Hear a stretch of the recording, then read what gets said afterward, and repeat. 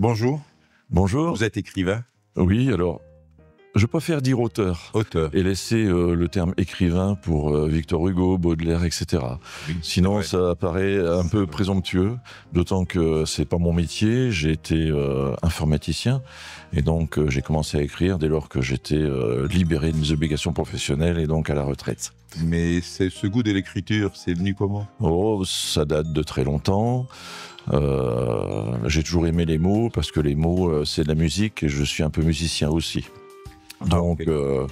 c'est un petit côté artistique sans prétention, mais j'aime bien quand les phrases sonnent bien, quand ça raconte quelque chose, même au-delà de la signification des mots, si vous voulez.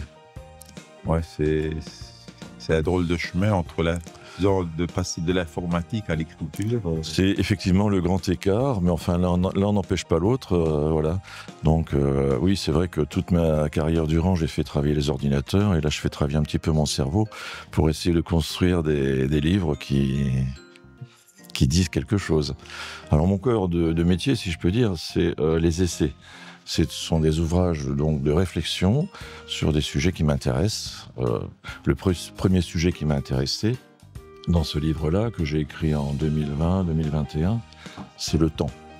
Voilà, donc un sujet de réflexion philosophique par essence, bien que je les aborde toujours par la science d'abord. Je parle ici du temps, ici de la nature de notre réalité, donc j'aborde aussi ça par la science, la biologie, nos 5 sens, comment est-ce qu'ils perçoivent les choses autour de nous. Et dans le dernier qui est paru en novembre 2024, je parle de la lumière. Donc là aussi, une grande part à ce que nous dit la science. Qu'est-ce que c'est la lumière? Comment est-ce qu'on en peut l'apercevoir? Qu'est-ce qu'on en voit? Et qu'est-ce qu'on n'en voit pas? Par exemple, si je vous disais que la lumière est invisible, vous allez me traiter de fou. Et pourtant, je vous assure que la lumière est invisible. Voilà, c'est le genre de choses que j'aime raconter dans mes livres et décortiquer un petit peu pour réjouir les lecteurs qui s'intéressent à ces sujets. Donc est-ce que on pourrait dire que ce sont des ouvrages plutôt... Alors, dans la catégorie... Histoire, Non, la catégorie littéraire, c'est essai. essai. Essai, donc un essai littéraire, voilà, c'est ça. C'est un ouvrage On peut trouver vos livres où? sur Amazon et auprès de moi. D'accord, on peut vous avoir... Voilà, par le nom, vous regardez, par le nom, vous allez me trouver. Pascal Schreppel, Schreppel. voilà. Une autre production de mon cru, avec un nom d'auteur cette fois-ci, Paul Astier. Village. C'est...